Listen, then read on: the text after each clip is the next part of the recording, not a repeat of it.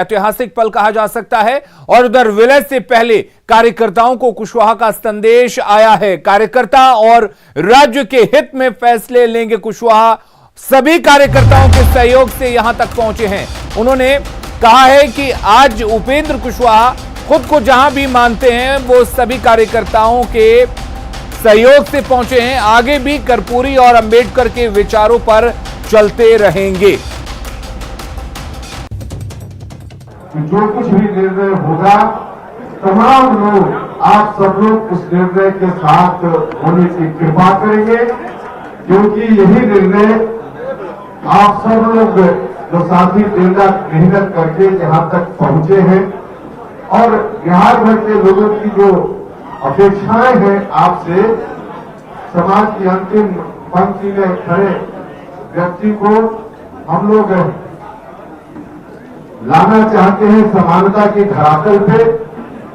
जननायक Karpoori Thakur, Lohia doctor Ambedkar, Swami Sahajanand Saraswati, Jagdev बाबू कर्पूरी ठाकुर जी, वैसे महापुरुषों के सपनों का जो समाज बनाना है, उसके निर्माण में तभी हम सब लोग आगे भी सहायक हो पाएंगे जब आप एक एक साथी की ताकत हमारे इस निर्णय के साथ, जिस तरह से पहले आपकी ताकत रही, आगे भी ताकत रहेगी, तो निश्चित रूप से हम लोग सफल होंगे।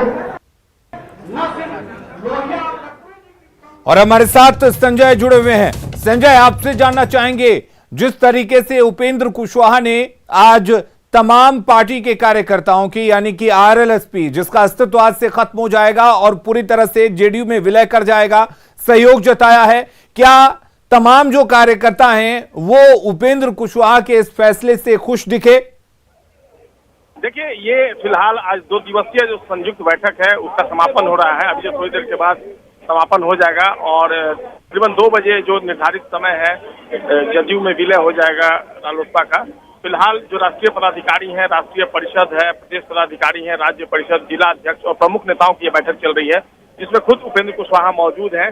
और उन्होंने अभी थोड़ी देर पहले संबोधित भी किया और कहा कि जो भी फैसला होता है उसमें सभी के सहयोग की जरूरत है, सभी के समर्थन की जरूरत है और सभी के समर्थन से ही वे मजबूत मन के साथ जदयू में जा सकते हैं। और अभी से थोड़ी देर बाद उपेंद्र कुशवाहा मीडिया को ब्रीफ करेंगे और उनकी प्रतीक्षा की जा रही है, क्योंकि 1 बजे का निर्धारित समय था और अब प्रतीक्षा की जा रही है कि सारे लोग, जो सभी नेता जो है वो बैठ गए हैं और थोड़ी देर में उपेंद्र कुशवाहा आ जाएंगे और आधिकारिक तौर पे वो घोषणा करेंगे कि आखिरकार जो ये 2 दिवसीय संयुक्त बैठक हुई है इसमें क्या फैसला लिया गया। लेकिन तमाम जो अटकलें हैं वो एक तरीके से खारिज हो गई हैं और ये तय है कि अब रालोसपा का जदयू में विलय हो जाना है। हालांकि कल तक उपेंद्र कुशवाहा, उनकी जो रणनीति थी वो किसी भी सूरत में इस बात को मानने को तैयार नहीं थी कि उनकी पार्टी का विलय जदयू में हो जाएगा। लेकिन अब जो परिस्थितियां बनी है उसमें ये तय है कि अब जदयू का हिस्सा हो जाएंगे उपेंद्र कुशवाहा और उनके पार्टी के दूसरे तमाम नेता। जी अलीम।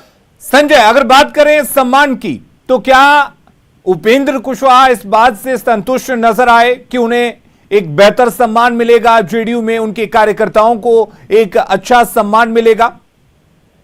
देखिए, जहां तक सम्मान की बात है तो निश्चित तौर पर विधानसभा चुनाव परिणाम आने के बाद जिस तरीके से रालोसपा कह सकते हैं बेहतर तरीके से प्रदर्शन नहीं कर पाया, उस समय से ही तमाम तरह की अटकलें चल रही थी। कई बार मुलाकात हुई नीतीश कुमार से उपेंद्र कुशवाहा की, हालांकि उन्होंने तमाम अटकलों को खारिज करने की कोशिश की, लेकिन अंदर ही अंदर इस बात की चर्चा चल रही थी कि आज नहीं तो कल रालोसपा का जदयू में विलय हो जाएगा। और आखिरकार आज वो दिन आ गया है जब उपेंद्र कुशवाहा की पार्टी का जदयू में विलय हो जाएगा। जहां तक सम्मान की बात है तो निश्चित तौर पर जब उपेंद्र कुशवाहा इतनी भारी भरकम जो कार्यकर्ताओं का हुजूम है उसके साथ अगर जदयू में जा रहे हैं तो निश्चित तौर पर कोई ना कोई सम्मानजनक समझौता उन्होंने किया होगा और इसी बात का खुलासा वो शायद कर सकें कि किन परिस्थितियों में वो जा रहे हैं और उनके जदयू में जाने से क्या जदयू को मजबूती मिलेगी या खुद उपेंद्र कुशवाहा अपने को मजबूत कर पाएंगे। जी अलीम।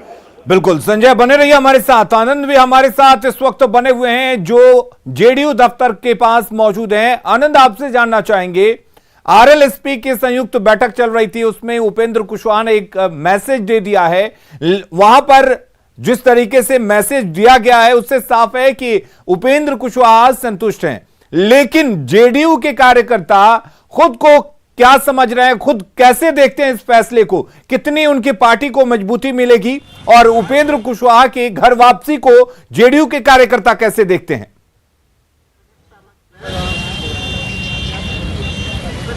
देखिए, निश्चित तौर पे जेडीयू के लिए भी बहुत महत्वपूर्ण पल है आज, चूंकि अगर आरएलएसपी का विलय जेडीयू में होता है, जिसकी संभावना लगभग पूरी हो चुकी है, तो ये जेडीयू के लिए भी बहुत महत्वपूर्ण है। अब से कुछ दिन पहले हमने जेडीयू के विधायक सुधांशु शेखर से बात की, उन्होंने भी कहा कि लौकिक समीकरण बहुत मजबूत होगा। तो जेडीयू की नज़र है लौकिक समीकरण पे। देखिए, यहाँ पे कई सारे ऐसे कार्यकर्ता कोशिश करते हैं बातचीत करने की। ये बताइए, आज का दिन उपेंद्र कुशवाहा जेडीयू में शामिल हो रहे हैं, तो ये जेडीयू के लिए कितना महत्वपूर्ण है, कितनी मदद मिल सकती है? हमसे अलग कब हुए थे उपेंद्र कुशवाहा? रहा मामला नाराजगी का, तो इससे हमसे बेहतर चौथे स्तंभ है पत्रकार। उसने एक तरह से पूरे पहलू को दिखा दिया ना, नीतीश कुमार जी से क्या तार्किक संबंध है और क्या होना चाहिए। बिल्कुल, तो देखिए, आप समझ सकते हैं अलीम, तमाम जो नेता और कार्यकर्ता हैं वो उत्साहित है। जैसे कि मैंने आपको बताया, खासकर लौकिक समीकरण की चर्चा जो लगातार हम कर रहे हैं, तो वो कई संकेत देते हैं। देखिए, हमारे साथ जेडीयू के एक और नेता है। मैंने एक सेकंड, आज उपेंद्र कुशवाहा जेडीयू में शामिल हो रहे हैं, जेडीयू में उनकी पार्टी मर्ज कर रही है, जेडीयू के लिए कितना महत्वपूर्ण है? जब हम लोग दोनों साथ में रहेंगे तो बहुत पार्टी की मजबूती बनेगी। स्वागत के लिए आए तो पार्टी को मजबूती मिलेगी मानते हैं। तो देखिए, जैसा कि हम आपको बताने की कोशिश कर रहे हैं अलीम, कि लगातार जिनसे भी बात कीजिए, विधायक हो या